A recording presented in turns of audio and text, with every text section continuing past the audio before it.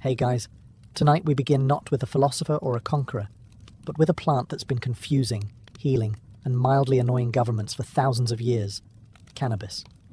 So before you get comfortable, take a moment to like the video and subscribe. But only if you genuinely enjoy what I do here. And let me know in the comments where you're tuning in from and what time it is for you. It's always fascinating to see who's joining us from around the world. Now, dim the lights, maybe turn on a fan for that soft background hum, and let's ease into tonight's smoky little history together. We're in roughly 5000 BCE now, the Stone Age, emphasis on stone. Civilization is still in beta testing. People are inventing pottery, domesticating animals, and dying of things like standing near a mosquito.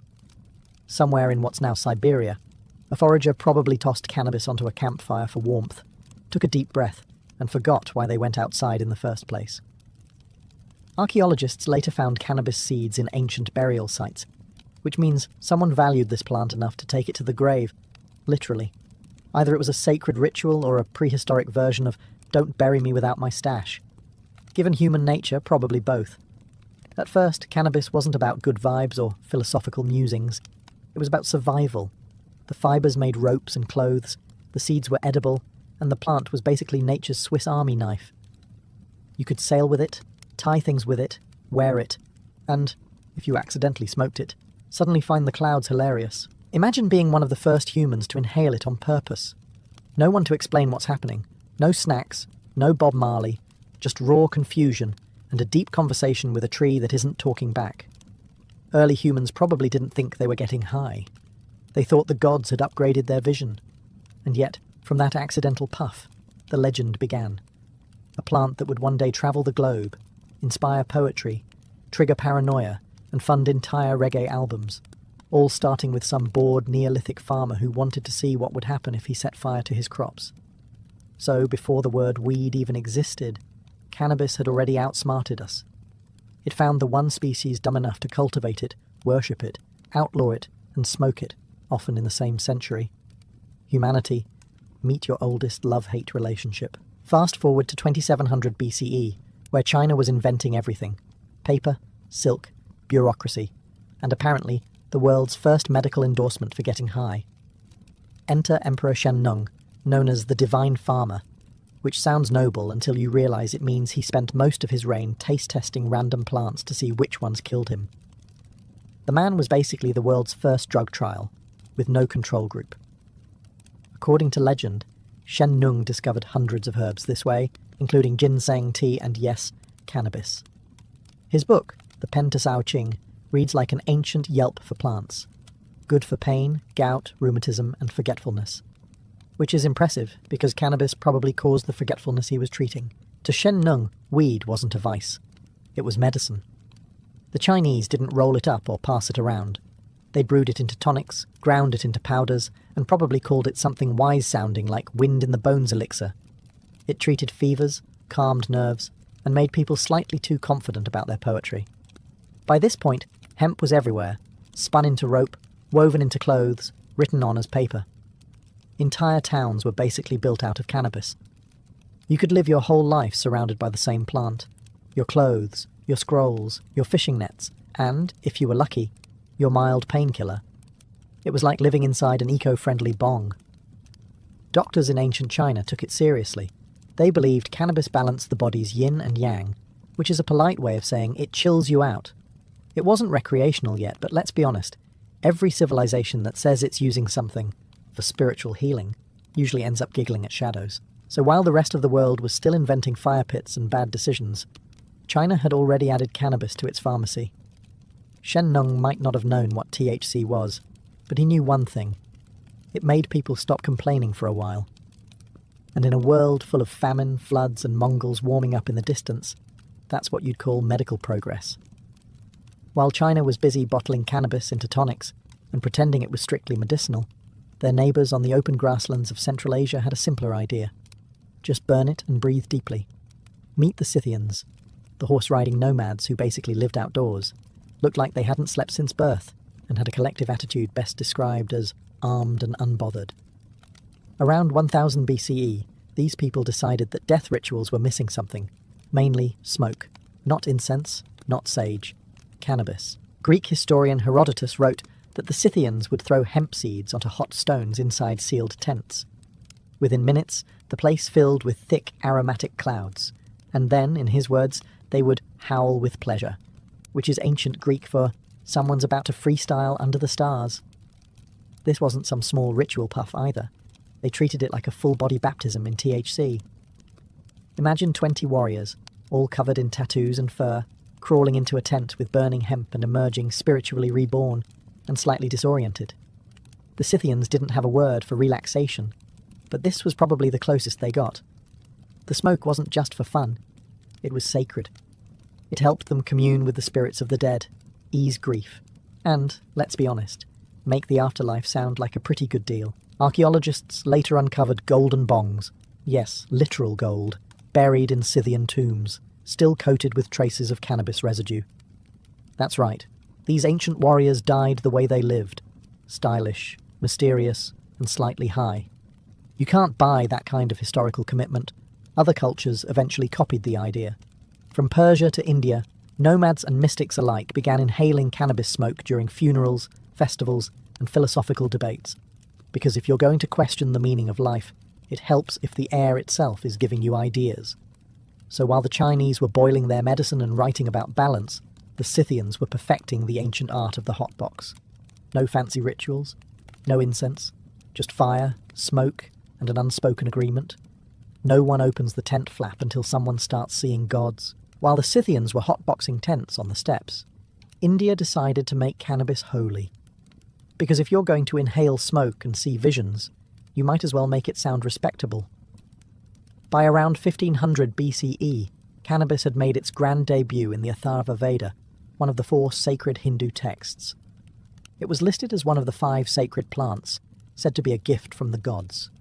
Specifically Shiva, who, according to legend, discovered it under a celestial tree, took a few hits, and promptly entered a state of divine chill. From that day forward, Shiva was known as the Lord of Bhang, which is arguably the coolest religious title in human history. Bhang, by the way, wasn't smoked, it was drunk. Imagine a smoothie made of milk, spices, crushed cannabis leaves, and the vague promise of enlightenment. Priests, yogis, and festival-goers would sip it during ceremonies, praise the gods, and then forget what they were praising halfway through. It wasn't considered rebellious. It wasn't illegal. It was sacred. In temples, cannabis was used to purify the spirit. In villages, it was used to tolerate your relatives. It was medicine, meditation, and mild escape, all in one convenient leaf. Festivals like Mahashivaratri became full-on divine parties, where worshippers stayed up all night singing hymns, dancing, and drinking bhang until they could practically see the universe vibrating. If enlightenment had a recipe, it was probably this: 1 part devotion, 1 part weed, and 1 unfortunate hangover the next morning. And while other civilizations treated cannabis as a ritual tool or trade good, India gave it a personality: playful, spiritual, and stubbornly human. It wasn't just a plant. It was a companion on the path to understanding the universe, or at least pretending to. The beauty of it all? No one pretended it was just for health. It was explicitly for joy, transcendence, and occasionally forgetting that you had 10 more years of drought ahead. So while the rest of the world was coughing in tents, India elevated cannabis to divine status. They didn't just smoke it, they deified it. Because here, getting high wasn't escapism. It was enlightenment, with better snacks. While India was joyfully toasting Shiva with Bhang milkshakes, China was taking a more serious approach. Because in China, even enlightenment comes with documentation. By around 1000 BCE, cannabis had already made its way into Taoist ritual life, which was basically a mix of meditation, alchemy, and doing weird things in caves to become immortal. Taoist monks believed that burning cannabis incense helped them communicate with spirits and see the future, which, if you've ever tried it, probably looked amazing for the first 10 minutes and terrifying for the next 2 hours. In Taoist texts, cannabis was sometimes called the liberator of sin, which sounds uplifting until you realize it also made people wander into forests trying to hug clouds. Monks would burn it during meditations, claiming it helped them open the gates of perception. Translation: they got so high they could hear their own heartbeat in stereo. China's relationship with cannabis was complicated. It wasn't a party drug. It was a philosophical one. Taoists weren't interested in escaping reality. They were trying to merge with it. Which is a fancy way of saying, let's get high enough to think the universe is our roommate. Still, the early Chinese were far too organized to let things get out of hand. Cannabis was carefully measured, mixed with other herbs, and written about in scrolls that probably smelled faintly of smoke and regret.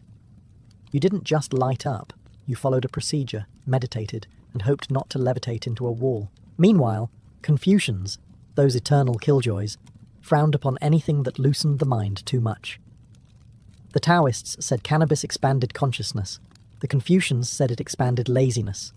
It was the first recorded drug policy debate in history, and it ended the same way all of them do, everyone pretending to agree, then doing whatever they want at home. Through it all, cannabis remained the quiet companion of China's mystics, burned in temples, studied by scholars, and probably blamed for at least one lost manuscript. The result? A civilization that managed to turn getting high into a moral, philosophical, and bureaucratic process. Only in China could you inhale the cosmos, but make sure you fill out the right form first. By now, cannabis had earned its place in human civilization, not as a mystical herb or a shady vice, but as the overachieving plant no one could get rid of. You could smoke it, wear it, write on it, build with it, and probably eat it if times got bad. It was the Swiss Army knife of the ancient world, except instead of opening bottles, it opened minds, occasionally too far. In ancient China, hemp wasn't just useful, it was everywhere. Farmers grew it in massive fields, villagers spun it into thread, and scribes turned it into paper. The world's earliest texts were written on hemp, meaning human civilization was literally recorded on weed. Somewhere, a Taoist monk was probably inhaling the same plant another monk was writing, "Stop inhaling this on." The fibers were legendary, strong, durable, and resistant to decay. Hemp ropes held up fishing nets, tied together ships, and occasionally restrained the same people who got too philosophical after smoking the other half of the plant. Clothing made from hemp lasted longer than marriages, and was only slightly less comfortable. It didn't stop there. Archaeologists have found ancient hemp sandals, bowstrings, and even armor padding, because nothing says battle-ready like a soldier dressed head to toe in cannabis. It's possible that somewhere out there, an army marched into war completely surrounded by hemp, and had no idea they were fighting inside history's first all-natural dispensary. As the plant spread west along trade routes, it conquered new continents without lifting a leaf. The Persians made rope, the Egyptians brewed it into ointments, and the Greeks, naturally, argued about its moral implications over wine. Everyone used it, everyone needed it, and everyone pretended it wasn't slightly suspicious how cheerful their weavers looked all the time. Hemp had become the quiet empire builder. It didn't need swords or soldiers. It simply offered strength, flexibility, and a faintly herbal smell that lingered for centuries. While kings fought over gold, hemp just sat in the corner, waiting for humanity to remember it existed. And eventually, they would. Not for rope, not for scrolls, but for smoke. The era of practical use was over. The age of recreational enlightenment was just beginning. By the time cannabis drifted into ancient Persia, it had already been medicine, rope, and incense. The Persians looked at this miraculous plant and, being Persians, decided it should probably teach them something about the universe. Because in this part of the world, even getting high came with a reading list. The Assyrians were the first to use it regularly, calling it kunubu, which sounds suspiciously like the word cannabis, because it is. They burned it in temples, not for fun, but for divine insight, which is ancient priest code for, we're about to smell colours. When it reached the Persians proper, cannabis quickly found a home among Zoroastrian mystics, who already had fire altars, cosmic dualism, and existential dread. All they were missing was a good mood enhancer. They believed the smoke carried prayers to the heavens, which, to be fair, it did, along with a few brain cells. Then came the philosophers. Persia had no shortage of people who enjoyed sitting cross-legged and debating metaphysics until everyone forgot what the question was. Cannabis fit right in. It dulled pain, softened the edges of reality, and made long conversations about the nature of truth almost tolerable. Ancient accounts mention that some priests used it during rituals to free the mind from doubt. Modern translation. Suddenly, everything makes perfect sense. But not everyone approved. As usual, the ruling class caught wind of the idea and panicked. If people could reach the divine without paying temple fees, society might collapse. So cannabis began its long career as a suspicious substance, respected in private, condemned in public, and still passed around behind the incense burner. Persian traders helped spread it further west along the Silk Road, where it picked up new names, new rituals, and a growing reputation for philosophical chaos.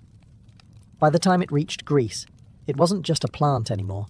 It was a travelling idea, a portable enlightenment kit with no instructions. So yes, Persia made cannabis philosophical. They turned smoke into spirit, contemplation into a contact sport, and a plant into a debate partner. And like all great philosophical discussions, it ended the same way, with someone saying, "Wait, what were we talking about again?" By the time cannabis floated down the Nile, Egypt was already running on divine bureaucracy. The gods had jobs, the priests had paperwork, and everyone was building pyramids without proper labour laws. Into this mix came cannabis, a small mercy for a civilization that had been collectively overworked for 3,000 years. The Egyptians, being practical, didn't throw big smoke parties like the Scythians or drink bang like the Indians. They used cannabis medically, which is to say, they pretended it was medicine, and then used it for absolutely everything. It appears in the Ebers Papyrus, a 3,500-year-old medical text that lists cannabis as a treatment for inflammation, glaucoma, menstrual pain, and, this is true, bad temper. That last one alone could have saved pharaohs from a few wars. The priests were the main gatekeepers of cannabis use. They mixed it into balms, oils, and incense for temple rituals. Picture a high priest waving a censer full of fragrant smoke while declaring it purely spiritual. Sure, and so is tequila. The idea was that the sweet scent would carry prayers to the gods, and probably made everyone in the temple feel a little closer to them. Cannabis even made it to the afterlife. Traces of it have been found in mummy wrappings and burial chambers, which means someone thought, if I'm crossing into eternity, I'm bringing a joint. It's hard to blame them. Eternity sounds long, and the afterlife was rumoured to involve farming again. Women also used it. Ancient Egyptian midwives prescribed cannabis to ease childbirth pain, which was brave, given there were no epidurals, just divine chanting and whatever herbs you could smuggle past the priest. You can almost hear the advice, "Breathe, my queen," and pass the oil. Even the nobility joined in. Pharaohs loved their luxury, and cannabis ointments were applied to relieve royal migraines, possibly caused by the crushing weight of the crown or the endless meetings about pyramid deadlines. In short, the Egyptians didn't just build monuments, they built coping mechanisms. Cannabis wasn't a rebellion, it was a survival tool. When your gods demand perfection, your climate demands sweat, and your workers keep collapsing in the sun, a little green plant starts to look like divine intervention. By the time cannabis reached ancient Greece, the locals had already perfected two national pastimes: arguing and drinking.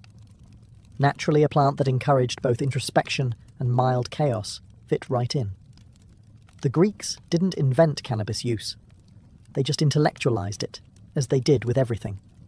To them, nothing was sacred until it had been debated, categorized, and turned into a symposium topic. And so began the philosophical relationship between weed and wisdom, or, as Plato might have called it, the Republic of Chill. Greek physicians like Hippocrates and Dioscorides wrote about cannabis in their medical texts, praising its ability to treat inflammation, earaches, and pain of the inner self, which might be the first recorded diagnosis of existential dread. They weren't exactly rolling joints under the Acropolis, but it's safe to say the stuff was around, and probably discussed in that overly serious tone that made everything sound profound. Imagine a symposium, a smoky hall, cups of wine, a half-dozen philosophers reclining on couches, and someone casually mentioning, "My friends, what if reality is an illusion?" Cue nodding, debate, and someone coughing in the corner because they took a little too much medicinal incense.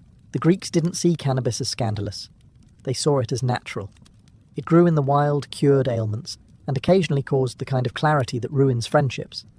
Soldiers used hemp to heal wounds, while thinkers likely used it to wound logic. Everyone had their angle. Even Herodotus, the travel blogger of the ancient world, wrote about the Scythians and their joyous vapours. The Greeks admired it, of course, but pretended to be above such behaviour. You know the way modern people admire yoga retreats but never go. It's not that Greek philosophers needed weed to think deeply. They already questioned everything. Gods, laws, morality, and why sandals hurt so much. Cannabis just helped make those questions feel even more important. So while Athens debated the meaning of virtue somewhere in a quiet garden, a lesser-known philosopher probably stared at an olive tree for 2 hours and whispered, "I think it understands me." And honestly, that's the most Greek thing that's ever happened. When the Roman Empire wasn't conquering people, it was busy conquering their stuff. Food, gods, languages, and naturally, cannabis. The plant crept into Rome quietly, hitching a ride on trade routes and never leaving. The Romans didn't worship it like the Indians, or philosophize about it like the Greeks. They just used it, complained about it, and wrote manuals on it. To a Roman, cannabis was practical. They used its fibers to make ropes, sails, and tents, essential gear for an empire that couldn't stop invading places.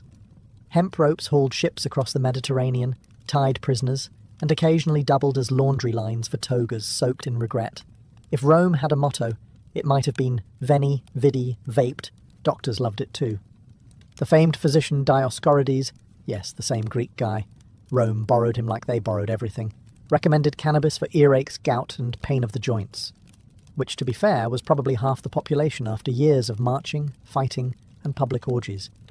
It also supposedly reduced sexual desire, the kind of prescription that instantly made it unpopular with the Senate. Meanwhile, Roman women used cannabis-infused oils for beauty treatments, claiming it softened the skin and eased female complaints. Given the quality of Roman plumbing and diet, that's probably the nicest thing their bodies experienced all year. But don't imagine marble statue stoners lounging around the forum. For Romans, intoxication was a moral issue. Wine was civilized.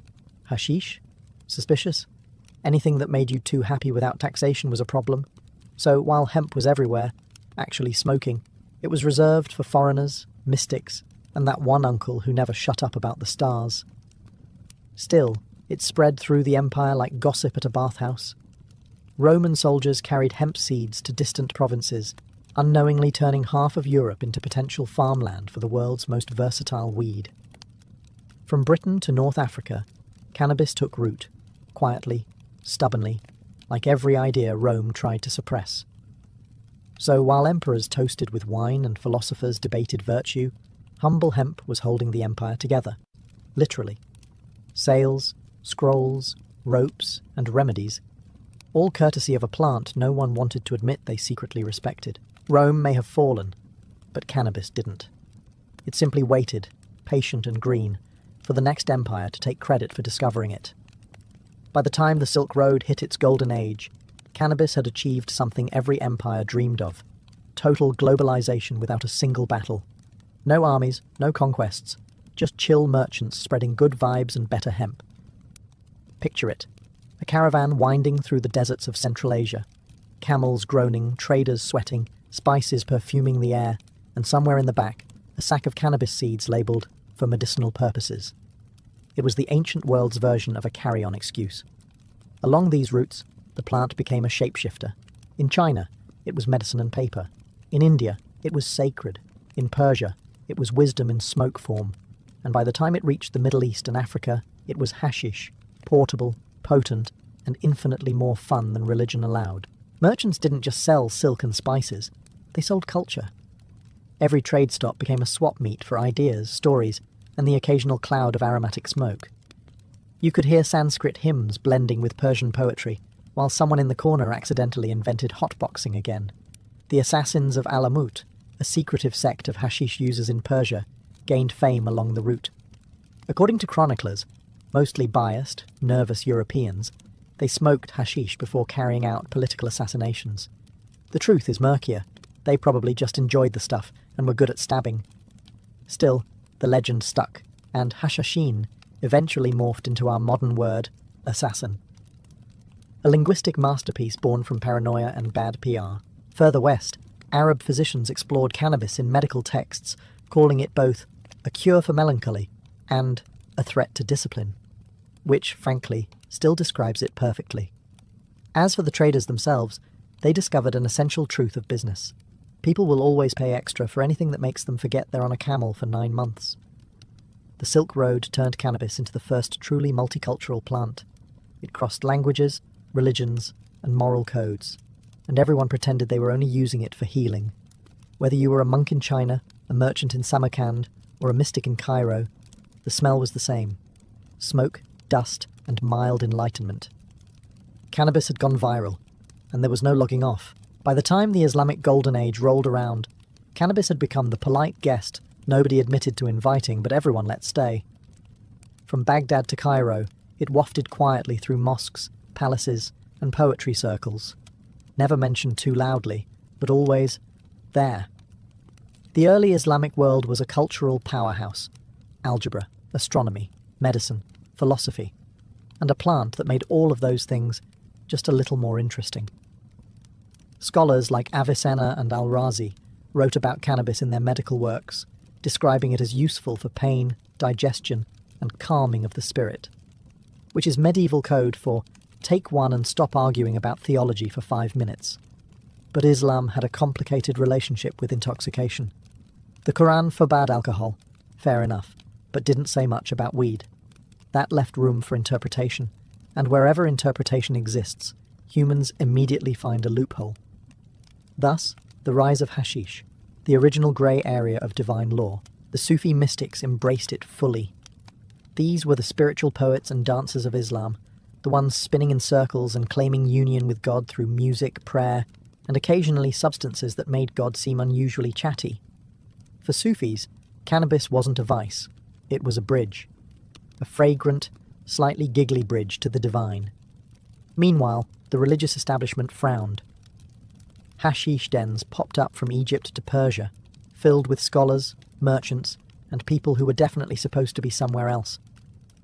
Authorities called it a moral plague. Preachers condemned it as the herb of idleness. And yet every crackdown failed, mostly because the enforcers also needed to confiscate large amounts of evidence for personal testing. By the 13th century, hashish had become the era's open secret. Poets praised it, rulers banned it, doctors prescribed it, and beggars smoked it. Everyone had an opinion, and half of them forgot what it was mid-sentence. So while Europe was busy burning witches and bathing occasionally, the Islamic world was debating whether cannabis brought you closer to God or just closer to a nap. Either way, the result was the same: a civilization at the peak of its creativity, and possibly a little high while getting there. Somewhere in the tangled mountains of 11th century Persia, cannabis got its first real PR problem. The legend begins with a secretive sect called the Nizari Ismailis, who built fortified castles, annoyed empires, and occasionally removed political rivals in creative ways. Their leader, Hassani Saba, ruled from a mountain fortress called Alamut, a name that roughly translates to eagle's nest, because murder headquarters didn't test well with the neighbours. According to medieval rumour, his followers, the Hashashin, smoked hashish before carrying out assassinations, moving in a blissful haze of divine purpose.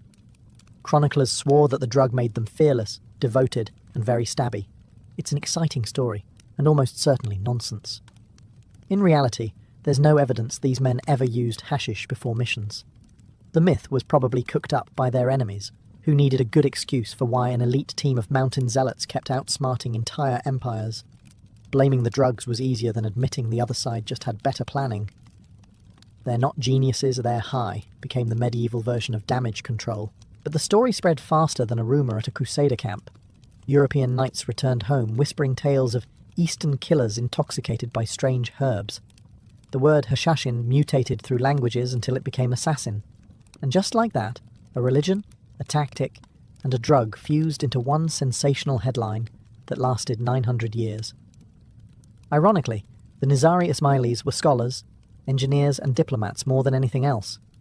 They built libraries, negotiated treaties, and only killed people when absolutely necessary, which admittedly was still quite often. The idea that they got high before missions probably came from the same chroniclers who believed dragons lived in Ethiopia. Still, the damage was done.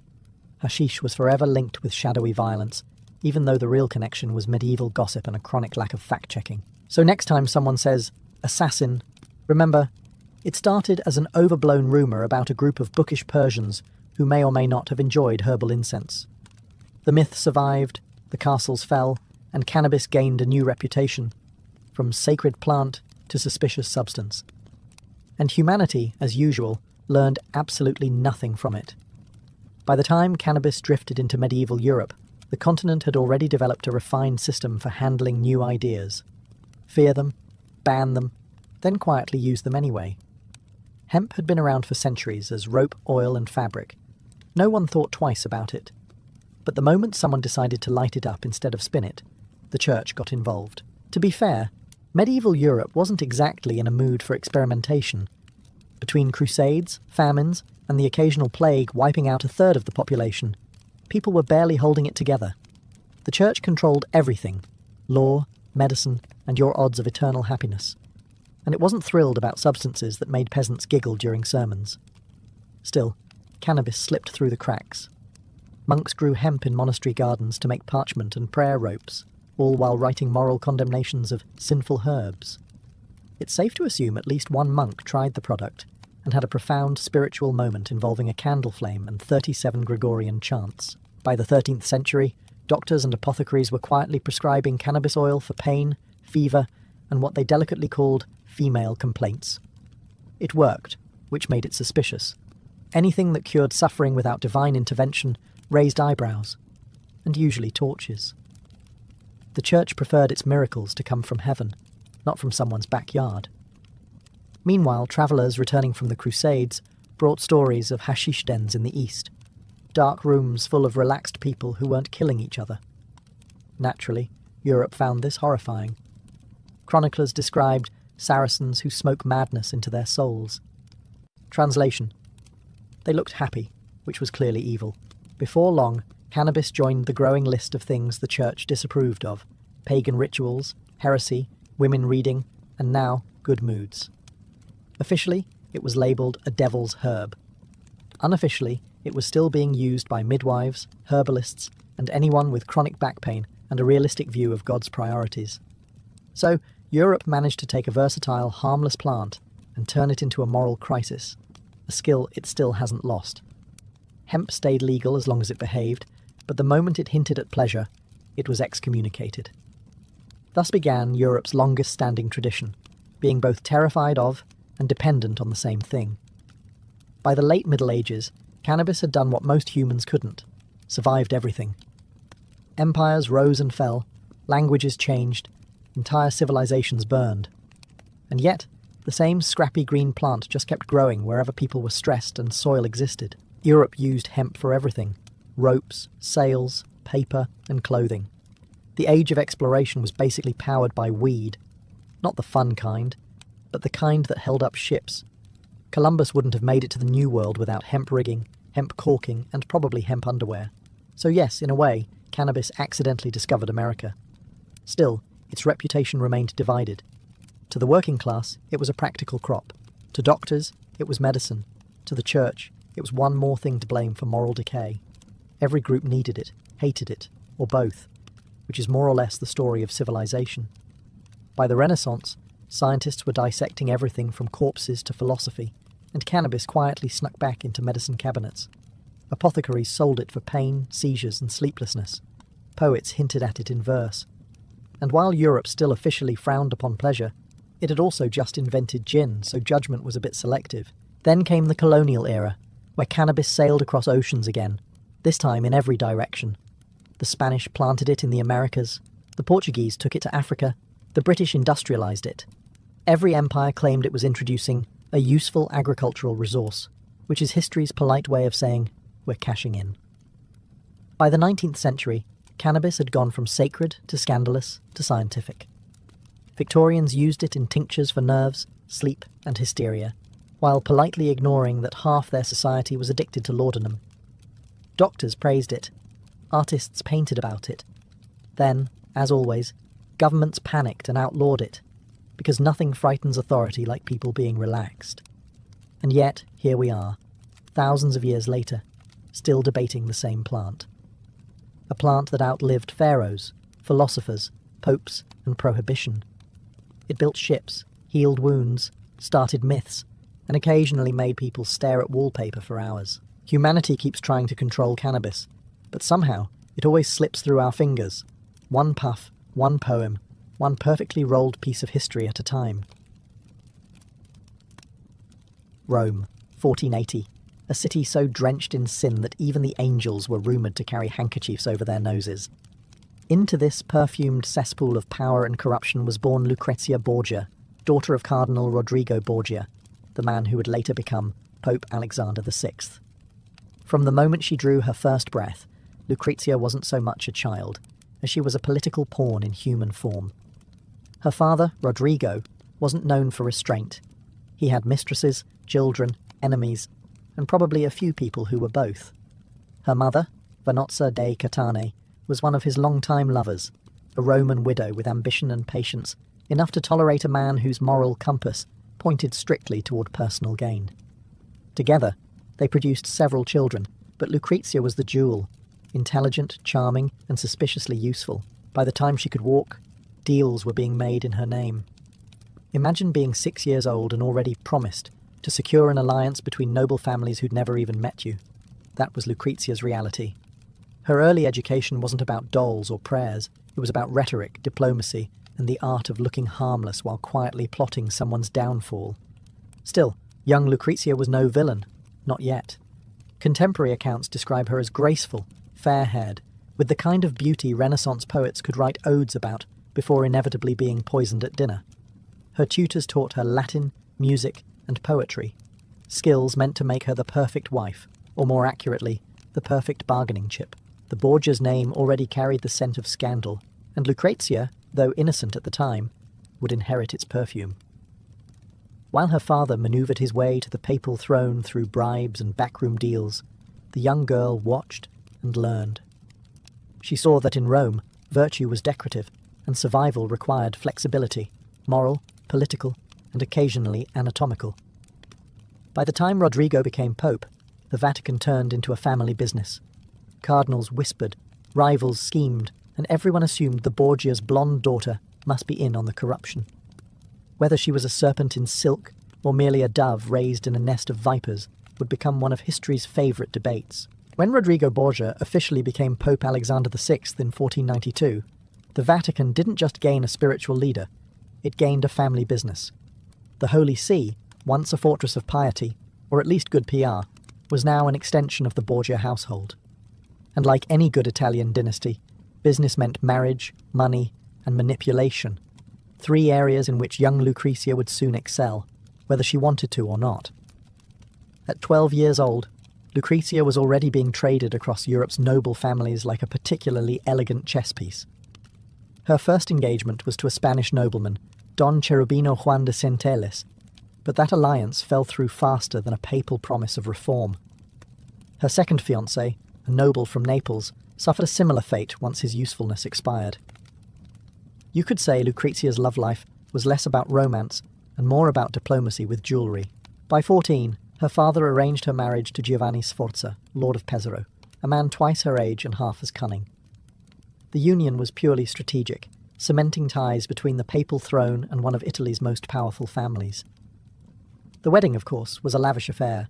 Rome's nobility dined beneath frescoed ceilings, toasted with golden goblets, and politely ignored the fact that the Pope's daughter was now a walking political treaty. Behind the smiles and lace, Lucrezia played her role flawlessly. She was charming, well-mannered, and spoke like an angel. Unfortunately, angels didn't last long in Vatican politics. Her husband soon found himself out of favour when the Borgias shifted alliances, and when the Borgias shifted, it usually meant someone was about to vanish, resign, or fall ill. Giovanni Sforza didn't wait for divine intervention. He fled Rome, accusing the Pope and Lucrezia of an affair. Yes, he actually accused his wife and father-in-law of incest. It was a scandal that made Rome gasp and snicker in equal measure. Lucrezia, barely 16, became the talk of Europe. Her name whispered in every court as both victim and temptress. But the Borgias didn't crumble under gossip. They turned it into strategy. The Pope declared her marriage null on grounds of non-consummation, which must have been awkward for everyone involved. Giovanni was humiliated, Lucrezia was free, and the game of alliances continued. After her first marriage was neatly erased from history by papal decree, Lucrezia didn't have long to rest. Her father, ever the multitasker, had a new plan, and it came wrapped in Neapolitan silk. Her next groom would be Alfonso of Aragon, a handsome young prince and the illegitimate son of the King of Naples. The match promised stability for the Papal States, and more importantly, a useful alliance in the endless Italian power shuffle. Lucrezia, now 17, seemed genuinely happy for once. Alfonso was close to her age, reportedly kind and easy on the eyes, a refreshing change after Giovanni Sforza, whose only talent had been paranoia. The pair had a son, Rodrigo, named after her father, because who doesn't want to remind everyone of the family brand at every possible occasion? For a brief and shining moment, the Borgias looked almost respectable, but respectability doesn't sell in Renaissance Rome. Political winds shifted faster than morality, and soon the alliance with Naples soured. Her brother Cesare Borgia, charming, brilliant, and occasionally homicidal, decided that Alfonso was suddenly inconvenient. In Borgia speak, that meant doomed. One summer evening in 1500, assassins attacked Alfonso on the steps of St. Peter's Basilica. He survived the first attempt, a miracle really. But while recovering in his chambers, someone strangled him. Eyewitnesses claimed Cesare's men did it. Others whispered that Lucrezia herself had held the pillow. The truth, as with most Borgia stories, was probably somewhere between horror and rumour. Lucrezia reportedly wept bitterly, and it's hard to say whether her tears were for love lost or power slipping away. The Vatican spun a tale of bandits, but no one believed it. Rome's gossip mills ran hot. The Pope's daughter, the poisoner, the Black Widow of the Tiber. Whether or not she was guilty, her reputation was sealed tighter than a confessional door. Yet, rather than collapse, Lucrezia adapted. She learned the fine art of appearing fragile while quietly surviving everyone who crossed her. She retreated to convents for reflection, or, as cynics claimed, to wait out public outrage. By 18, she had already been married twice, widowed once, and accused of more crimes than most cardinals. But the game wasn't over. The next marriage would not just secure her family's power. It would transform her from papal pawn to duchess. In 1502, at the age of 22, Lucrezia Borgia became the Duchess of Ferrara, and for once, not everyone was horrified. Her marriage to Alfonso d'Este, heir to the powerful Este family, was less a romantic leap and more a desperate political calculation. The Borgias needed respectability after a decade of blood, rumours, and accidental deaths. Ferrara, on the other hand, needed papal favour and a hefty dowry. In short, everyone held their noses and smiled. When Lucrezia arrived in Ferrara, she brought with her wagons of gold, fine fabrics, servants, musicians, and a reputation so toxic it could wilt the city's roses. The Este court, renowned for its refinement, didn't know what to make of her. Courtiers whispered that she carried poison in her rings, that her perfume was laced with arsenic, and that kissing her hand might be fatal. One poet even wrote that her smile contained both heaven and hell. He wasn't wrong, it was Renaissance Italy after all, but to their surprise, Lucrezia didn't come to destroy Ferrara. She came to rebuild herself. Instead of scandal, she offered culture. She turned the court into a glittering centre of art and music, hosting poets, scholars, and philosophers. Even Niccolò Machiavelli, who wasn't easily impressed, spoke of her political grace. For a woman whose name had become a curse, Lucrezia's reinvention bordered on miraculous. Her marriage to Alfonso wasn't particularly affectionate. He was more interested in cannons than conversation, but it was stable. He valued her intellect and trusted her to manage affairs while he was away. She became the duchy's unofficial diplomat, negotiating between feuding powers and writing letters that dripped with tact and charm. Still, ghosts from Rome lingered. Her father, Pope Alexander VI, died in 1503, supposedly after a bad batch of poisoned wine meant for someone else. Cesare Borgia's empire crumbled soon after. Overnight, the Borgia name went from untouchable to unmentionable. Lucrezia, ever pragmatic, quietly distanced herself from her infamous past. In Ferrara, she was no longer the Pope's daughter or the alleged poisoner.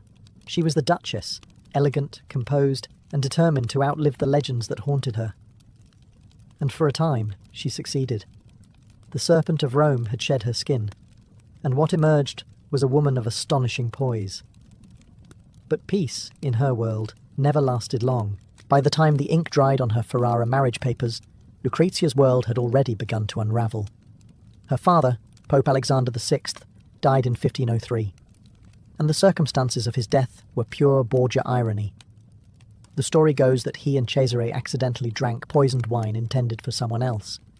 Whether divine justice or poor labelling, the result was the same. The mighty patriarch was gone, and the family's web of influence began to dissolve faster than holy water on a hot brazier. For Lucrezia, it was both freedom and disaster. Without her father's protection, the Vatican turned on the Borgias like wolves. Her brother Cesare, the family's brutal enforcer, lost everything: his lands, his armies, his political leverage. Captured, imprisoned, and eventually killed in Spain, he became a tragic echo of his former self. The man who once made princes tremble now bled out on a roadside at 31. The fall of the Borgias left Lucrezia stranded in a sea of enemies. In Rome, her name was synonymous with sin. In Ferrara, it was still a polite scandal. The courtiers whispered about her family's downfall, the poisonings, the incest, all the familiar bedtime stories of the Renaissance. Yet she didn't flinch. If anything, she became quieter, colder, more calculating. In Letters to Allies, Lucrezia wrote with a tone of melancholy grace, describing herself as a woman of misfortune. It was a careful choice of words. She never denied her past. She simply outlived it. While her relatives were stripped of titles and chased from cities, she remained securely in Ferrara, navigating the political ruins like a survivor of a shipwreck who found herself standing on an island of gold. Her husband Alfonso, initially wary of his infamous bride, began to rely on her more. She handled correspondence, managed estates, and entertained ambassadors with a level of refinement that made her indispensable. The Duchess of Ferrara might have been born in scandal, but she had mastered the art of endurance. Still, there was an invisible shadow in her chambers, the knowledge that her family's name would never be cleansed. Rome had fallen silent about the Borgias, but silence, as Lucrezia knew, was rarely innocent. It was the kind of silence people use when they're waiting for the next rumour to be true. By the early 1510s, Lucrezia Borgia had completed the most improbable transformation in Renaissance Italy, from the Vatican's scandalous daughter to one of its most admired duchesses. Her court in Ferrara became a sanctuary for poets, painters, and philosophers, a sort of cultural rehab centre, where tortured geniuses could complain about the Pope over good wine. Under her patronage, Ferrara blossomed into a jewel of the Italian Renaissance. She sponsored writers like Ludovico Ariosto, whose Orlando Furioso would become a literary masterpiece. Musicians such as Josquin des Prez and Antonio de Cabezon performed at her court, filling the ducal palace with sacred hymns and suspiciously secular ballads. The Duchess herself played the lute, wrote poetry, and hosted salons that made Florence's Medici circles look downright provincial. What made Lucrezia remarkable wasn't just her taste, it was her subtle power. While Alfonso obsessed over fortifications and artillery, the man could talk about cannon calibers for hours, she handled diplomacy with velvet gloves. Ambassadors from France, Spain, and Venice wrote of her intelligence and charm, often adding, with thinly veiled awe, that she seemed nothing like her family. Still, whispers followed her everywhere. Visitors would glance around the grand halls of Ferrara, admire the frescoes, sip her wine, and then quietly ask whether she still kept a vial of poison among her perfumes. The Renaissance loved nothing more than redemption wrapped in suspicion. Privately, Lucrezia's life was less glamorous. She bore several children, endured miscarriages, and faced the cold practicality of a husband more soldier than lover. Yet she never allowed tragedy to define her. In letters, she spoke of faith, music, and the peace of the soul, words that sounded less like confession and more like self-preservation. Her relationship with the church remained complicated. She funded monasteries and charities, perhaps out of guilt, or perhaps because in Italy, salvation was just another investment. She even befriended reform-minded clerics, though always with careful distance. After all, when your family once ran the papacy like a crime syndicate, you don't get to preach about holiness. In Ferrara, Lucrezia had built what Rome had denied her, legitimacy. But the Renaissance had a cruel sense of timing, and even duchesses who escaped their pasts could not escape mortality. By 1512, Lucrezia Borgia's carefully rebuilt life began to crack beneath the weight of grief. Her elegant Ferrara court, once alive with laughter, poetry, and debate, turned sombre. The woman whom Europe had once painted as a temptress was now defined by loss. Her son Rodrigo, the child she had with Alfonso of Aragon years before, died suddenly at just 12 years old. The boy had been living in Naples, far from his mother's reach, and the news hit her like a dagger dipped in memory. Letters from the time describe her anguish in chilling detail. "I'm left with no comfort," she wrote to a confidant, "except the prayers I whisper at dawn." The tone wasn't political, it was human.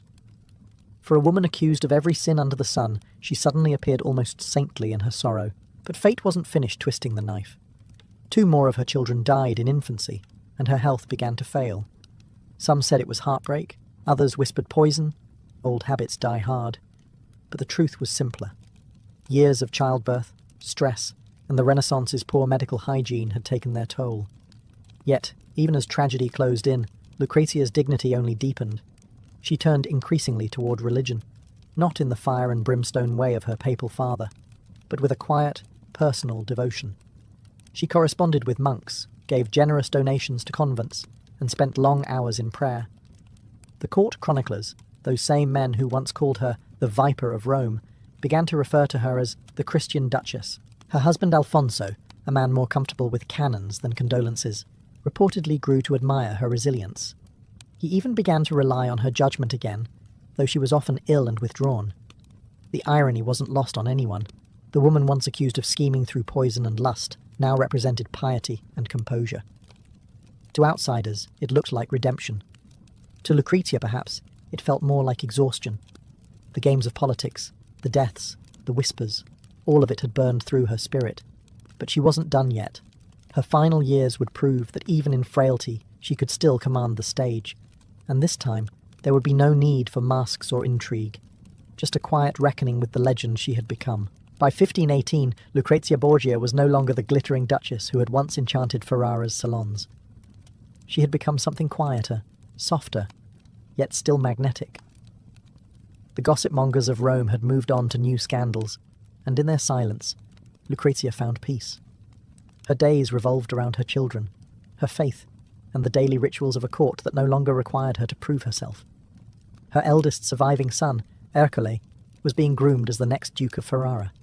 She adored him, writing letters filled with gentle advice and a touch of fatalism, as though she knew time was short.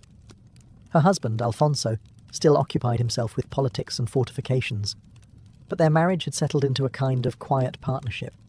Whatever love once flickered between them had evolved into something sturdier, mutual respect, or perhaps shared endurance. Still, there were shadows. Lucrezia's health, already fragile from years of childbirth and stress, worsened. Chronic fevers, exhaustion, and fainting spells left her bedridden for days. But in true Borgia fashion, she refused to let illness strip her of grace.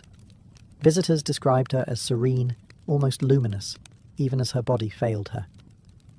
In June of 1519, she went into labour once more, her 10th pregnancy. The child, a girl, was stillborn. Complications followed, and infection set in. Renaissance medicine being what it was, mostly herbs, prayers, and wishful thinking, there was little to be done. As the fever worsened, Lucrezia asked for confession, received the sacraments, and requested to be left alone with her chaplain. Accounts from those final days describe her as calm, accepting, and resolute, the opposite of the woman painted in pamphlets as the Vatican's seductress. On June 24th, 1519, Lucrezia Borgia died at the age of 39. Her last words reportedly were a prayer for her children and for the peace of those who wronged me. Ferrara mourned sincerely. Poets wept, courtiers spoke of her kindness, and even those who had doubted her grace admitted she had died as a true Christian lady. The duchy buried her in the convent of Corpus Domini, a quiet sanctuary that suited her better than any gilded palace. In death, she achieved what she had been denied in life. Silence, not the silence of rumour, but the peace of finally being left alone. Death didn't end Lucrezia Borgia's story. It made it immortal. Within months of her passing, the pamphlets, poems, and chronicles of Europe went to work, reshaping her life into myth. To some, she was the perfect Renaissance monster, the Pope's daughter who dabbled in poison, lust, and intrigue. To others, she was the innocent pawn, a woman trapped in a web spun by men far more ruthless than she. The truth, as always with the Borgias, was both and neither. Writers of later centuries adored her contradictions. Victor Hugo painted her as the deadly femme fatale of his 1833 play Lucrece Borgia.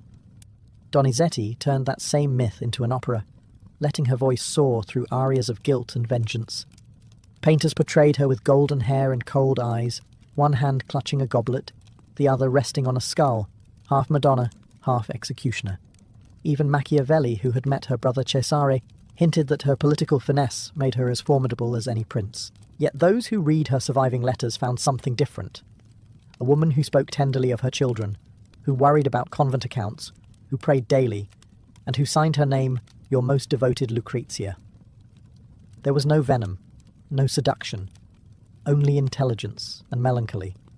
Her legend survived because she embodied the Renaissance contradiction itself. Beauty and corruption, grace and ambition, sanctity and sin. She lived in an age where men poisoned cities and called it diplomacy, but because she was a woman, her every smile became suspicion. The same world that forgave popes for murder never forgave Lucretia for surviving it. Centuries later, historians began to reclaim her humanity. Modern scholarship sees her not as the she-devil of Rome, but as a political survivor born into an impossible family. She played her role because she had no choice, and played it well enough to leave a legacy that still captures imaginations 500 years later.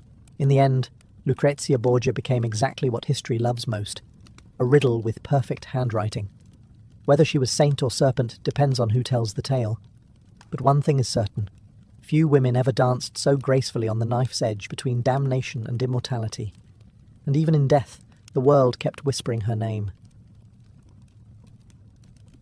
At the heart of ancient Rome, between the Aventine and Palatine hills, stood a monument to chaos and glory, the Circus Maximus. It wasn't just an arena, it was Rome's beating heart, pulsing with dust, danger, and divine madness. On race days, half the city poured in. Over 200,000 people packed shoulder to shoulder, shouting, sweating, and praying that their favourite team wouldn't crash before the first turn. From a distance, the circus looked like a sun-bleached colossus, stretching nearly 600 metres long. Inside, it was pure frenzy. Senators reclined under silk awnings, their rings glittering in the light. Commoners cheered from the stone terraces, waving scraps of coloured cloth, red, blue, green, or white, the banners of their beloved racing factions. Even the emperor himself would lean forward when the signal dropped. As eager as the butcher or baker seated below, trumpets blared. The charioteers, young men with more courage than sense, tightened their reins and whispered prayers to Fortuna, goddess of luck. Horses stamped and snorted, their bronze fittings glinting under the sun. Then, with a blast of the mapper, the white starting cloth, the race erupted. 12 teams thundered forward, wheels clattering, sand exploding under hooves. The noise was so loud it made the marble quake, the air filled with the smell of sweat, leather, and burnt oil. In a heartbeat, the crowd was possessed, shouting names, cursing rivals, clutching bets. And the danger was no illusion. One wrong turn at the spina, the central divider, and a charioteer could be flung into the stands, or crushed beneath his own horses. Death came fast in the circus, but so did fame. A victorious driver could earn the adoration of thousands, his name sung in taverns for weeks. To Romans, the circus wasn't just entertainment, it was religion in motion.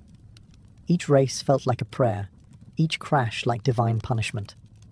It was where gods and gamblers met, where emperors courted popularity, and where the poorest slave could feel, if only for a moment, the thrill of command. And as the dust settled, one truth echoed through the roaring arena. Rome lived for the race, and sometimes it died for it.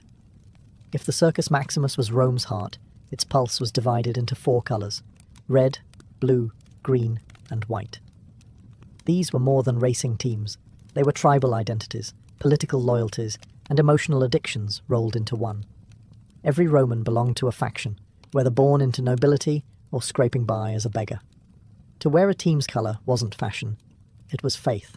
The Reds were hot-tempered, fiery, and loved by the working classes. The Whites carried the aura of old money and tradition. The Greens, backed by merchants and the rising middle class, were known for their cunning, and their willingness to bribe officials to adjust results. The Blues, perhaps the most infamous, counted senators and emperors among their patrons. They represented the elite, the disciplined, the untouchable. These factions weren't just names shouted at races, they were full-blown corporations. Each had stables, trainers, financiers, priests, and spies.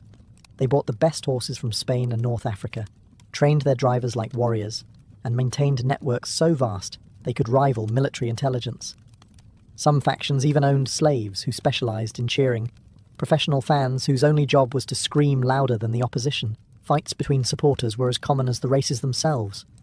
Streets erupted into riots when a favourite charioteer lost unfairly, or a rival's driver was accused of sabotage. Imagine modern soccer hooliganism, but with swords and torches. Emperor Nero once tried to calm the chaos by supporting both the Greens and Blues, but instead of peace, it made things worse. Everyone wanted imperial favouritism, and no one wanted to share it. For the fans, victory wasn't just about winning, it was about identity. If your faction triumphed, you walked home taller. If it lost, you drowned your shame in cheap wine and vowed revenge next time. Children were baptised in team colours. Wives left husbands who supported rival factions. More than one duel began over whether a driver from the Greens had intentionally clipped a Blue's wheel. In the end, the Circus Maximus wasn't just a racetrack. It was Rome's social battlefield. And when the colours clashed, it wasn't horses that collided. It was the soul of the empire itself. To the roaring crowds of the Circus Maximus, charioteers were nothing short of gods on wheels. They were the rock stars of ancient Rome, adored, envied, and often dead before 30. Their names echoed through taverns and markets: Scorpus, Diocles, Porphyrius, men who could turn a lap around the Spina into a small eternity of glory. But behind the glamour was grit. Most charioteers weren't born noble. They were slaves, bought and trained by the racing factions from a young age. The lucky few earned freedom through victories. The luckier ones lived long enough to spend it. Training began in the stables, where boys learned to harness 4 horses at once. 2 tons of muscle, chaos, and divine temperament. The reins were wrapped around their waists, so if they fell, the horses dragged them until the ground stopped them, or didn't. Each chariot was a lightweight death trap of wood and leather, built for speed, not safety. Drivers leaned forward, knees bent, whipping their horses while watching for rivals trying to cut them off at the turning posts. The trick was balance: lean too far, and you flipped; too slow, and you were crushed from behind. One race could turn a nameless slave into a celebrity, or into a stain on the track. Still, the rewards were irresistible. A successful charioteer could earn tens of thousands of sesterces per season, fortunes that rivaled senators. The legendary Gaius Apuleius Diocles retired after 24 years of racing with a fortune equivalent to hundreds of millions today. He could have bought a city. And yet, even he admitted that every victory came with a price. Bones broken, horses killed, friends lost. The fans loved them obsessively. They painted portraits of their favourite drivers on walls, wore miniature charms in their likeness, and shouted prayers for their safety. Some even left offerings at shrines to ensure their idol's success: hair, coins, or, in true Roman fashion, curses against rival racers. The charioteers knew the truth. They weren't just athletes, they were gladiators on wheels. Every race was a battle disguised as sport, and every lap a flirtation with death. And in a city that worshipped spectacle, dying dramatically was almost as good as winning. When the signal dropped and the mapper fell from the magistrate's hand, time itself seemed to hold its breath. The gates burst open, and 12 chariots lunged forward like unleashed beasts. The roar of the crowd hit like thunder. For the next 7 laps, roughly 5 miles, the Circus Maximus became a storm of speed, dust, and danger. The track, lined with gleaming sand, circled the Spina, a central divider decorated with statues, shrines, and the famous obelisks stolen from Egypt. These sacred markers gave the race a sense of divine theatre, men battling for glory beneath the gaze of gods. But nobody was thinking about Apollo or Neptune when the wheels started rattling. They were thinking about survival. Charioteers leaned low, the reins wrapped around their bodies for control, the whip flicking with deadly precision. The 4 horses, a team called a quadriga, had to move as one organism, each responding to the driver's slightest twitch. The outside horse set the speed, the inside one, the angle of the turn. If even one faltered, the entire chariot could shatter like pottery. The most dangerous part of the race was the meti, the turning posts at either end of the spina. Here, men gambled their lives for inches. A skilled driver hugged the post so close that his wheel might scrape stone. A careless one clipped it and went flying. Crashes, called naufragia, shipwrecks, were the crowd's favourite spectacle. Horses screamed, wood splintered, and bodies were flung into chaos. The crowd howled with bloodthirsty glee. Women fainted, gamblers tore their tunics, emperors leaned forward in fascination. Even when a charioteer fell, the race didn't stop. The next driver simply steered around the wreckage, sometimes using fallen rivals as obstacles to block the competition. Each lap was marked by the turning of bronze dolphins or eggs mounted along the spina. Simple counters, but they drove the tension to fever pitch. 6 dolphins down, 1 to go. The crowd screamed itself hoarse, and when a driver crossed the finish line, dust-caked and trembling, the noise could shake the heavens. It wasn't about horses or skill anymore. It was about Rome itself, reckless, magnificent, and utterly addicted to the roar of victory. Beneath the thunder of hooves and cheers, another war raged. One fought with coins, curses, and pure obsession. Betting at the Circus Maximus wasn't a side hobby. It was Rome's unofficial religion. Senators, soldiers, and slaves all gambled on the races, united by one universal truth. Fortune favoured no one for long. Bookmakers prowled the stands with wax tablets, taking wagers on everything. The winning colour, the number of crashes, even whether a favourite's horse would make it past the first turn. Spectators handed over coins like offerings to the gods, whispering their hopes to Fortuna, the goddess of chance. For many, she was more reliable than Jupiter himself. The sums were staggering. Wealthy patricians bet entire estates on a single race, while poor labourers staked their week's pay hoping to strike it rich. Some won fortunes overnight. Others ended the day half naked, having sold their cloaks to pay debts. It wasn't uncommon for a gambler to hurl himself from the stands after a crushing loss. A dramatic exit the Romans almost admired. The charioteers themselves were part of the gamble. Factions bribed stable hands for inside information, whether a horse was sick, a driver injured, or a wheel sabotaged. Rumours spread faster than wildfire, and the odds changed with every whisper. Rome, ever the empire of spectacle, turned even deceit into entertainment. But betting wasn't just about money. It was tribal warfare disguised as sport. Faction supporters fought in the streets after bad races, blaming corruption, divine injustice, or sheer bad luck. During one infamous riot, fans of the Greens and Blues set parts of the city ablaze, because apparently, sportsmanship was not a Roman virtue. Even emperors couldn't resist the fever. Caligula reportedly bet enormous sums on his beloved Green faction, and once threatened to execute a charioteer who lost him a race. Nero, never to be outdone, entered as a driver himself, and of course declared victory even after falling out of the chariot. At the Circus Maximus, money flowed like blood, and both were spilled freely. The crowd didn't just watch the races, they lived them, bled for them, and sometimes died because of them. For Rome, it wasn't gambling. It was destiny, just with worse odds. In the age before marble statues and imperial cults stole the spotlight, charioteers were the true celebrities of Rome. These men, lean, sunburned, and usually one crash away from oblivion, wielded fame greater than generals. Their portraits hung in taverns, their names were carved into walls, and their fans screamed louder than the legions. Gaius Apuleius Diocles became the Michael Jordan of the Circus Maximus. He raced for 24 years, switching factions like modern athletes switch teams for better contracts. By the end of his career, he'd won nearly 1/500 races and earned a fortune so immense that he could have fed all of Rome for a year, or at least thrown the most expensive dinner party in history. Then there was Scorpus, the golden boy of the Greens, young, dashing, and almost too fast for his own good. He won 2,000 races before dying in a crash at just 26. The crowd wept, as though Jupiter himself had fallen from the sky.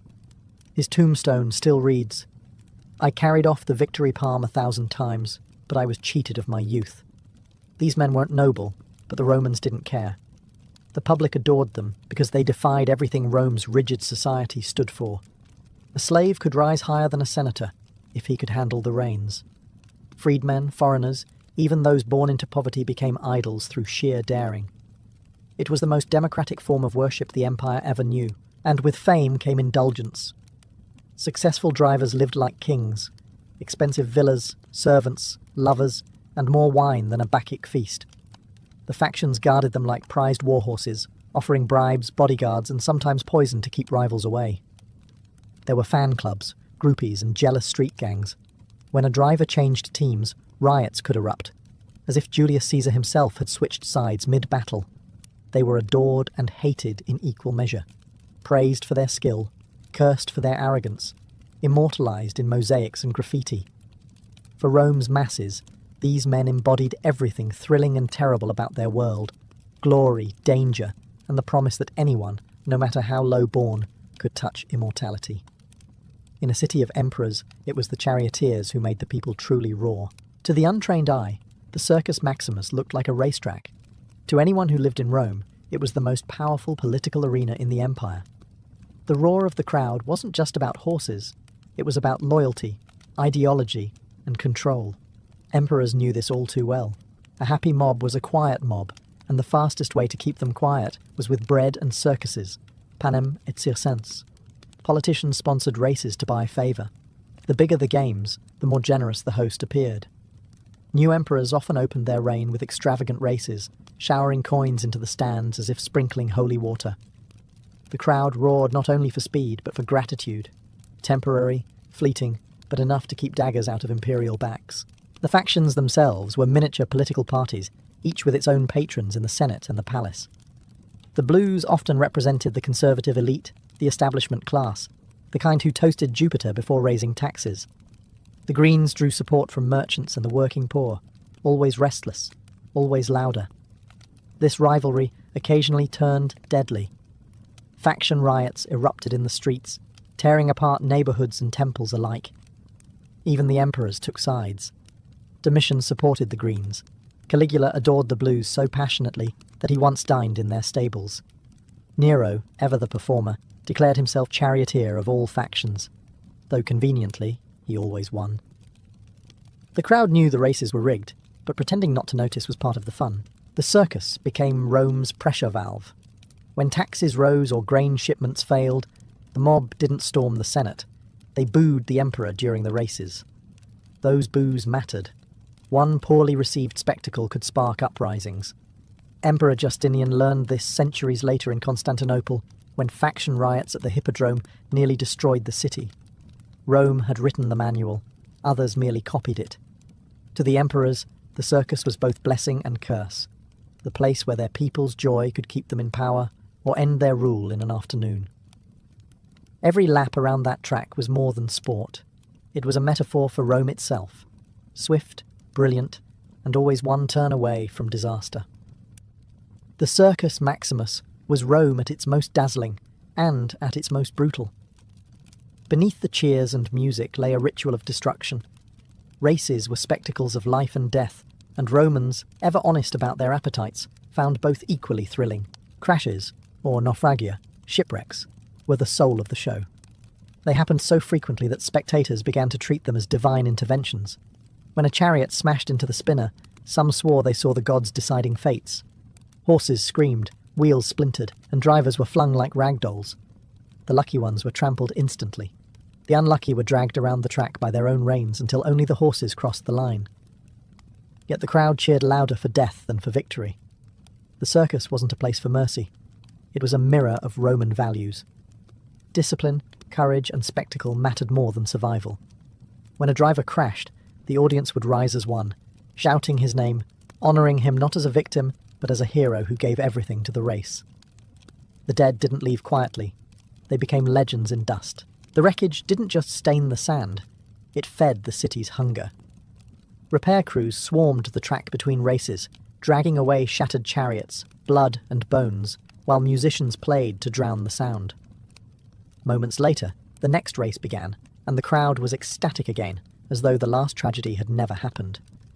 For all its violence, the circus wasn't chaos. It was controlled madness. The Romans prided themselves on order, even in brutality. Engineers maintained precise timing of laps, priests blessed the spina before each event, and the emperor watched from his gilded box to ensure the gods, and the masses, were appeased. It was this balance of danger and decorum that made the circus immortal. The people didn't just want entertainment, they wanted transcendence, that fleeting sense of being part of something larger, louder, and bloodier than themselves. And when the dust finally settled after the last race, the smell of sweat, wine, and crushed flowers hung over the stands, the scent of Rome's greatest addiction. In victory or in wreckage, the circus always gave the crowd what it needed most, a reason to feel alive. For nearly 1,000 years, the Circus Maximus echoed with thunder, hooves, cheers, and the heartbeat of an empire. But as Rome's glory faded, so too did its greatest spectacle. The end didn't come in one dramatic crash. It came quietly, like a dying ember flickering out in the dust it once ignited. By the 4th century, the old gods had fallen out of favour. Christianity swept through the empire, bringing with it a disdain for pagan bloodlust. Bishops called the races sinful distractions. Yet even then, the people resisted. The circus had become more than religion or ritual. It was tradition, identity, and memory. For generations who had nothing left to worship, the roar of the crowd was the last sound of Rome that still felt divine. But the empire's coffers grew thin, and so did its patience. The massive upkeep of the circus, its horses, drivers, and prizes, became too expensive to maintain. The factions once rich with imperial sponsorship began to crumble. Without steady funding, the stables emptied, the chariots broke down, and the once proud banners of red, blue, green, and white faded into silence. The Gothic wars and foreign invasions sealed its fate. The circus, once the pride of the capital, became a battleground, then a dumping ground. Weeds overtook the track where Scorpus once raced. Statues fell. The obelisks were carted off to decorate papal Rome, as if Christianity wanted to tame the ghost of its pagan past. By the time the Western Empire fell, the great stadium was a ruin, but in memory, it never stopped roaring. For centuries afterward, the people of Rome still told stories of the circus. They imagined the sun glinting off the reins, the crowd rising in unison, the cry of victory slicing through the air. Even in ruin, the shape of the track remained visible, a scar across the city that refused to fade. Today, tourists walk the flattened field where 500,000 once screamed, and the silence feels almost sacred. You can still sense the ghosts, the horses, the dust, the impossible speed. Because Rome may have fallen, but the Circus Maximus, that mad, glorious heartbeat of a civilization, never truly stopped running. In the 12th century, France was the stage of Europe's greatest performance, and the French court its most glamorous lie. From the outside, it glimmered with chivalry, piety, and elegance. But behind those velvet curtains lay a world of whispered affairs, poisoned loyalties, and dangerous games of love and inheritance. King Louis VII, pious to the point of obsession, dreamed of a holy kingdom governed by virtue. His courtiers, however, dreamed of something far more earthly, each other's spouses, fortunes, and titles. The court at Paris and later at Poitiers buzzed with poetry and scandal in equal measure. Troubadours sang of courtly love, that polished, poetic form of adultery that somehow made cheating sound divine. A knight could pledge his pure devotion to a married lady, and if her husband objected, well, clearly he just didn't understand romance. At the centre of this glittering hypocrisy stood Queen Eleanor of Aquitaine, bold, intelligent, and far too alive for the dull religiosity of her husband. She brought with her a southern sensuality that the northern clergy found terrifying. Eleanor's court became a paradise for poets, lovers, and opportunists.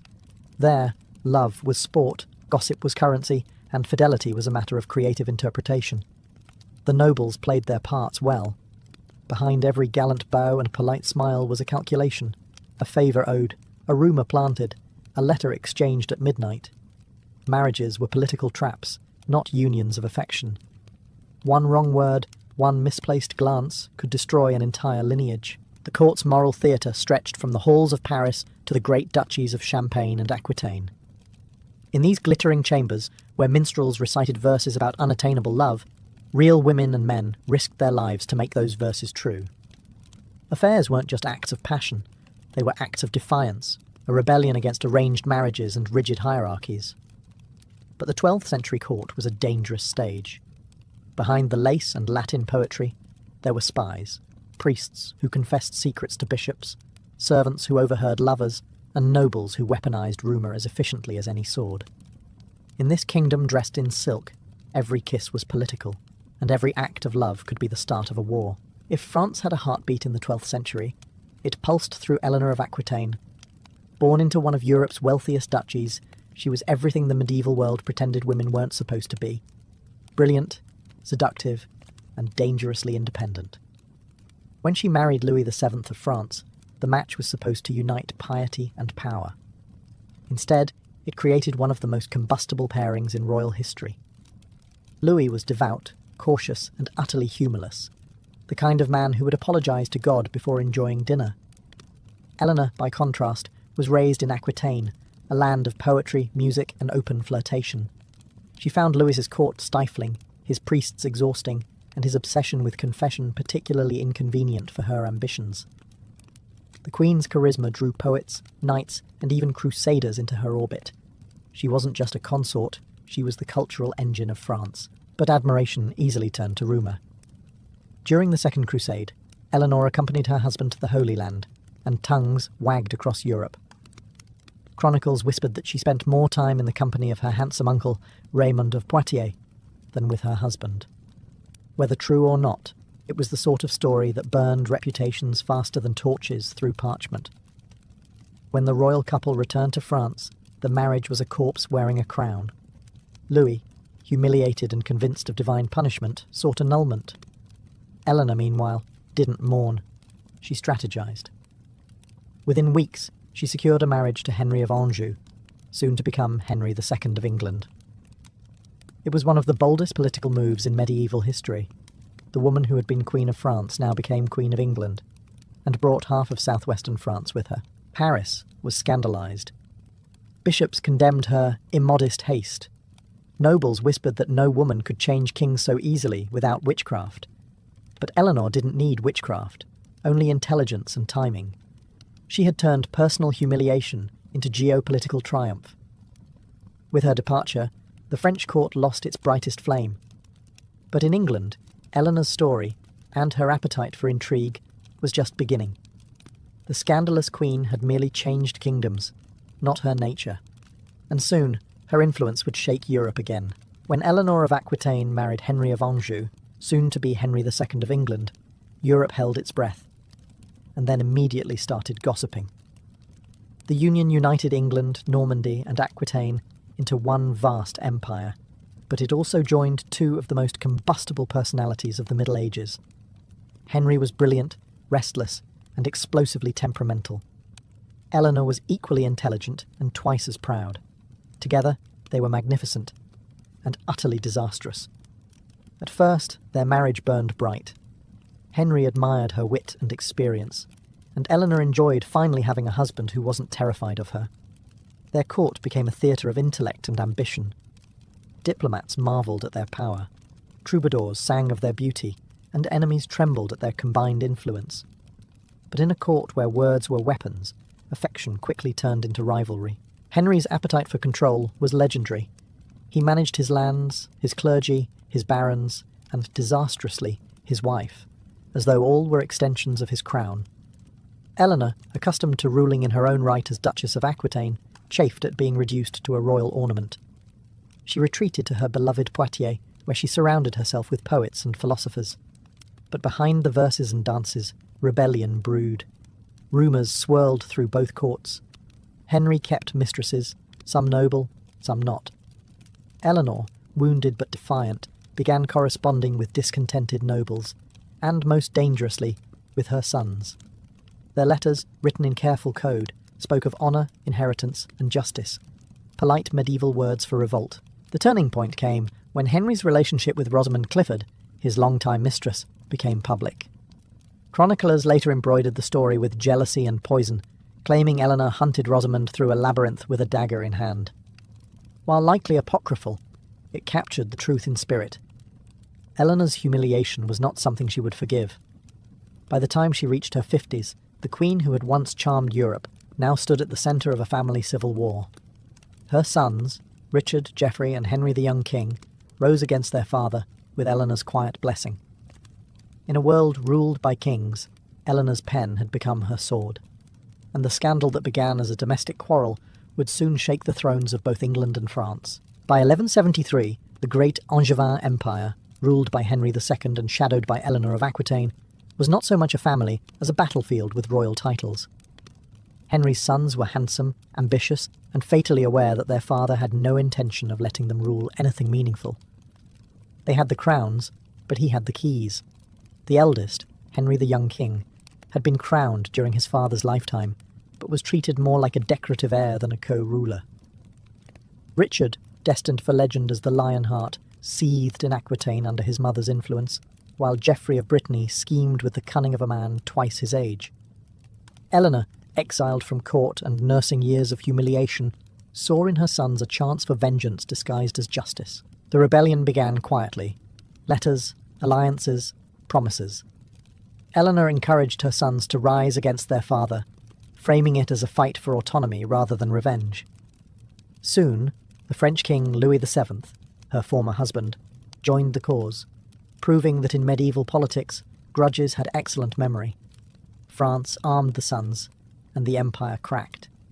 Henry, furious and betrayed, crushed the rebellion with brutal efficiency. His soldiers tore through Aquitaine. Castles loyal to Eleanor fell one by one. When the revolt collapsed, Henry's rage turned homeward. His sons begged forgiveness. Eleanor, however, received none. Captured while trying to flee to her lands, she was imprisoned. A queen turned prisoner by her own husband.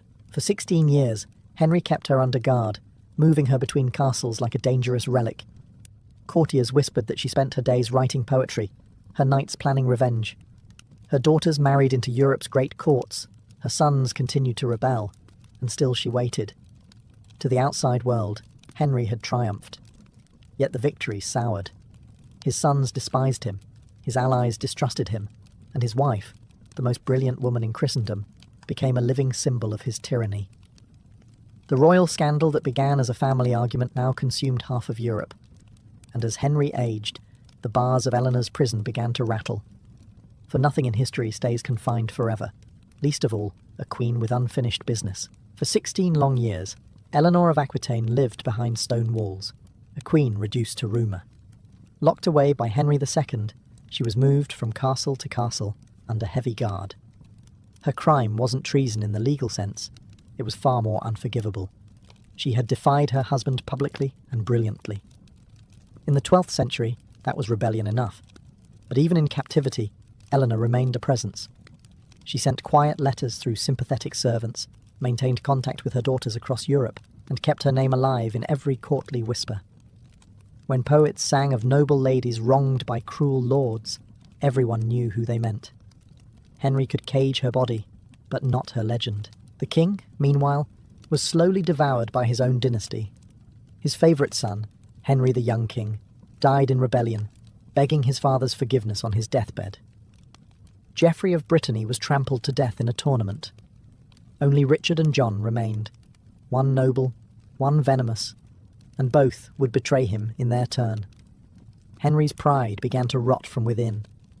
His long affair with Rosamund Clifford ended in tragedy when she died, leaving the court heavy with gossip that Eleanor had somehow reached her rival from afar. The labyrinth, the poisoned cup, all myths, but myths born of fear.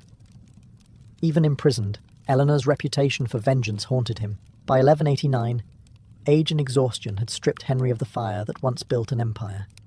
His sons rebelled again, this time led by Richard, with Eleanor's blessing. The French king Philip II, son of her old husband Louis, joined the assault. Surrounded, sick, and betrayed, Henry finally surrendered. When he saw the list of rebels and found John's name, his youngest and once beloved son, he reportedly turned his face to the wall and muttered, "Now, let everything end." And it did. Henry died that same year, broken by family and fortune. When the news reached her, Eleanor was released, not in triumph, but in inevitability. The queen who had once shaken thrones stepped back into daylight at nearly 70. And as her chains fell away, so too did the last shadow of Henry's reign.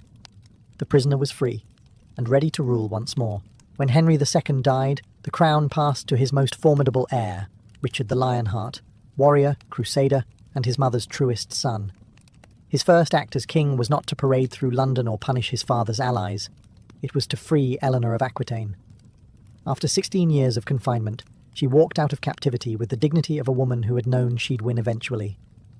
The court gasped. Age had not diminished her presence. At nearly 70, Eleanor still commanded rooms with a glance. She wore her years like armour. And Richard, ever the soldier, understood that his mother's mind was sharper than any general's sword. He made her his co-ruler in practice, if not in title. She governed in his absence, managed his treasury, and brokered peace where his temper could not. But even this new reign carried its share of scandal. Richard's own passions, whispered to include both men and women, fed endless court gossip. His mother ignored it. She'd seen far worse. Instead, she focused on keeping his vast empire from imploding while he chased glory in the Third Crusade. When Richard was captured and held for ransom by the Holy Roman Emperor, it was Eleanor who saved him. Nearly 80 years old, she rode across the Alps, negotiated with princes, and raised an impossible ransom, 150,000 marks, a sum so vast it nearly bankrupted England. Chroniclers wrote that she moved like a lioness seeking her cub, yet even triumph carried sorrow. While Richard fought and schemed abroad, his younger brother John stirred rebellion at home, whispering that England would be better ruled by him. It was a familiar story. Sons turning against mothers, brothers against brothers. Eleanor, weary of dynastic poison, once again found herself standing between loyalty and survival. When Richard finally returned, the people of England celebrated the heroic king. But those who looked closely saw the truth. The empire stood because of his mother's will. She had outlasted 2 kings, rebellions, imprisonment, and scandal, and still held power with nothing but intellect and endurance. In a world that sought to silence her, Eleanor had become the voice of stability, the queen who ruled not by sword, but by sheer unyielding resilience. Even after Richard the Lionheart returned from captivity, Eleanor of Aquitaine knew peace in her family was a luxury she'd never enjoy. Richard's rule brought glory to the battlefield, but chaos to the throne room. His endless campaigns drained the treasury, and his absence left a vacuum that his brother John eagerly filled, the same John who had once betrayed their father and plotted during Richard's imprisonment. Eleanor, ever the strategist, saw through John's charm. He was clever, yes, but also petty, suspicious, and greedy. Where Richard inspired loyalty through valour, John demanded it through fear. Eleanor spent her final years trying to hold together the empire her son seemed determined to destroy. She negotiated truces, calmed nobles, and wrote letters that carried more authority than any royal decree. But for the first time in her long and storied life, she was running out of allies and time. When Richard was struck by a crossbow bolt during a siege in 1199, Eleanor rode to his side. The dying king, ever stoic, told her not to weep. "You gave birth to kings," he said, "and kings do not die with tears." His death shattered what little unity remained in the Angevin dynasty. John seized the throne before Richard's body was even cold. At 77, Eleanor could have retired to a convent. Instead, she mounted her horse once again, travelling across Aquitaine to secure support for her youngest son. Even those who despised John respected her. She was, after all, Eleanor of Aquitaine, a name that still carried the weight of empires. But John's reign quickly descended into intrigue and suspicion. He quarrelled with barons, alienated the church, and betrayed those who had once protected him. Eleanor, wise enough to see the pattern, withdrew gradually from court, her heart heavy with the knowledge that she had raised both lions and jackals. Her last great act came when she arranged the marriage of her granddaughter Blanche of Castile to the French heir, a gesture meant to secure peace between 2 realms long soaked in each other's blood. The old queen had spent her life amid betrayal, scandal, and war. But in her twilight, she achieved something her kings never could, a fragile, fleeting peace. And for Eleanor, that was victory enough. By the dawn of the 13th century, Eleanor of Aquitaine had outlived nearly everyone who had ever tried to control her. 2 kings, several lovers, countless enemies, all gone. She remained, a relic of an age she had shaped with her wit and willpower. At almost 80, she was both revered and feared, a living legend whose very name could silence a room. From her residence at Fontevraud Abbey, Eleanor ruled not from a throne, but from correspondence. Her letters moved armies, negotiated treaties, and reconciled estranged nobles. Kings and bishops still sought her counsel, knowing that age had not dulled her instincts. Chroniclers called her a woman whose heart was never conquered, though she had spent her entire life surrounded by men who tried. Yet the whispers never ceased. To the church, she remained suspect. Too worldly, too intelligent, too proud. To the poets, she was the embodiment of courtly love, the muse who had made adultery poetic and scandal fashionable. To her descendants, she was a reminder that royal blood often came with a taste for chaos. Her lineage would define Europe for centuries. Through her sons and daughters, she became the ancestor of kings of England, France, and Castile. The great wars that would later tear these kingdoms apart, including the 100 Years' War, could trace their roots back to her dynastic web. Even in death, Eleanor ensured that Europe would never forget her. But it wasn't just her political legacy that endured. She had changed the role of queenship itself. Before her, royal women were pawns. After her, they were players. Eleanor's life had redefined what it meant to be powerful and female in a world ruled by swords and sermons. She ruled through influence, through charm, through intellect, a subtler form of conquest that outlasted every empire her husbands built. In 1204, Eleanor passed away peacefully at Fontevraud, where she was buried beside Henry II and Richard the Lionheart, two men who had loved her, defied her, and never truly escaped her shadow. Her tomb, carved with serene dignity, shows her reading a book. Not a rosary, not a sword, but a story. Fitting, perhaps, for the woman who spent her life rewriting the script of power, scandal, and survival. Long after Eleanor of Aquitaine was laid to rest at Fontevraud Abbey, the French court she had once dazzled continued to live in her shadow. Her name became shorthand for everything that made the 12th century glitter and rot at once. The dangerous mix of passion, politics, and pride that no priest could ever quite cleanse from the kingdom's conscience. In Paris, troubadours still sang of queens who loved too boldly and knights who fell too far.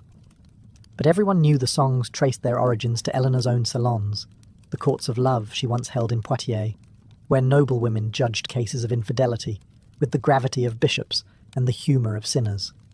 Those tales of romantic lore became the foundation of chivalry, yet they were born from gossip and scandal.